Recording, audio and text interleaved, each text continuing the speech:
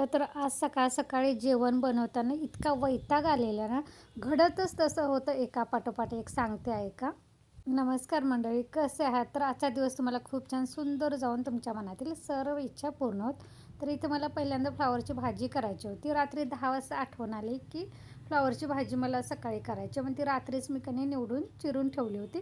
कारण सकाळी निवडून चिरून फोडणीला टाकायची म्हटलं की मला सकाळी असली कामं नको वाटतात.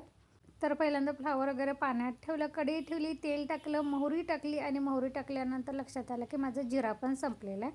तसंही मी कणी थोडंसं असं किरकोळ जो किराणा माझा आणायचा बाकी होता तो मी काल स्वतः जाऊन आणला होता. जिऱ्याचे पाकीट फोडलं, बरणीमध्ये जिरा भरून कणी तो फोडणीला टाकला.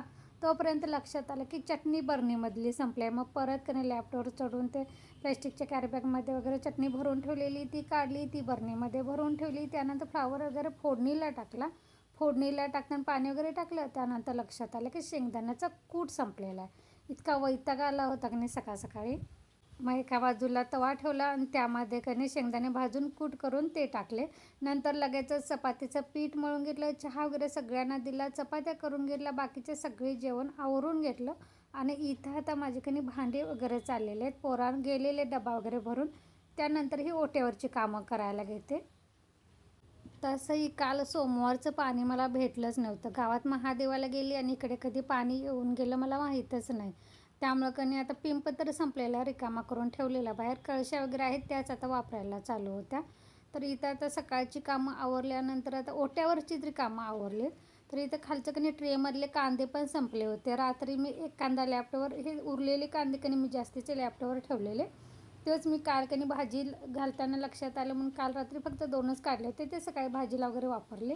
आता म्हटलं संध्याकाळच्या जेवणाच्या वेळी असं सकाळच्यासारखं घडायला नको. म्हणून ट्रे काढल्यास थोडंसं स्वच्छ केलं आणि उरलेले सगळे जे कांदे होते का नाही ते पालथी घातलं, पोतं ते होतं ते असं जाळीच्या पोत्यामध्येच मी पसरून ठेवलं. आणि थोडंसं असं सालं वगैरे टाकून काढून कणी मी कांदे भरून ठेवले. एवढी ही सालं निघालेत बघा, पण टिकले चांगले. आता मला पावसाळ्यासाठी परत साठवणीला कांदे घ्यायला पाहिजेत, पण तोपर्यंत तर 15 दिवस हे कांदे जातात. तर म्हटलं आता काढलंच आहे तर थोडंसं कणी फ्रीजच्या खालचं वगैरे झाडून घ्यायचं. कारण नाही म्हटलं तर लसणाची फुलं, कांद्याची फुलं वगैरे पडलेलीच असतात. हे सगळं गोळा केलं. त्यानंतर प्लॅस्टिकच्या कॅरी बॅगा काय तुम्ही बघितल्याच असाल. आम्ही मध्यमवर्गीय, त्यामुळे काहीतरी भाजी असो काही बांधून ठेवायचं असलं ना, आम्हाला कॅरी बॅग हे लागतातच. त्यामुळे आम्ही टाकवून देत नाही. मी एकमेकात असे घालून ठेवते, कधीतरी उपयोगात येतात. तर त्या सगळ्या मी जशा सापडतील, जशा रिकाम्या होतील तसं फ्रीजच्या खालच्या ट्रेमध्ये ठेवायला होतं. ते सगळं काढलं आणि एकत्रच म्हटलं ठेवायचं. आम्ही ज्यांच्याकडून कांदे आणलेले की नाही त्यांनी ह्या जाळीच्या पोत्यातूनच कांदे दिले होते. हे बरे आहेत म्हणजे कांदे वगैरे ह्यामध्ये खराब होत नाही. ह्यामध्येच मी लॅपटॉपवर कणी असं पसरून ठेवलं होतं, त्यामुळे लॅपटॉप पण खराब नाही झाला. तर हे सगळं भरून ठेवलं. ते कांद्याची फुलं वगैरे भरून टाकली. आता म्हटलं काढलेलंच आहे थोडंसं डीप क्लीन करायला, तर रॅकवरचे डबे वगैरे पण पुसून घ्यायचे. कारण कधी मी गव्हाचं पीठ काढताना तिथं कसं चाळणीनं कधी मी कधी तिथूनच असं पीठ काढते. मग भाकरीचं असो किंवा गव्हाच्या पिठाचं असो, तर थोडंफार कधी परत उरलेलं पीठ ठेवताना थोडंसं असं साडतंच. ते थोडंसं कधी असं पांढरं दिसत होतं. आणि तांदूळ पण संपलं होतं आज. संपलेलं म्हणजे अर्ध्याच्या खाली डबा गेलेला. मी काय केलं होतं, तांदूळ निवडून ठेवलेलं कणी डबा भरून ठेवला आणि उरलेलं पोत्यामध्ये ठेवलेलं. मग म्हटलं अर्ध्याच्या खाली आता डबा गेलेलाच आहे तांदळाचा, तर ते पोतं पण त्यामध्ये ओतून ठेवा म्हणजे पोत्याचा पसारा वगैरे पण पडत नाही.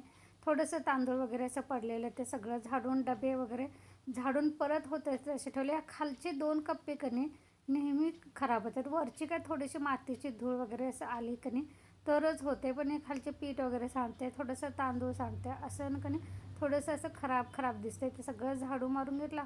खालचे खाऊचे आणि किराणा जो जास्तीचं असतं ते मी एका डब्यात ठेवते. तेलाचा डब्बा पण मी कणी परवा दिवशी दीदींच्याकडून मागवून घेतलेला आहे. म्हणजे ते कोल्हापूरला गेलेले डी मार्टला, तर तिथं तेलाचा डब्बा आणि गव्हाचं पोतं एक 26 किलोचं असं एकदमच मागवून घेतलं होतं त्यांच्याकडून.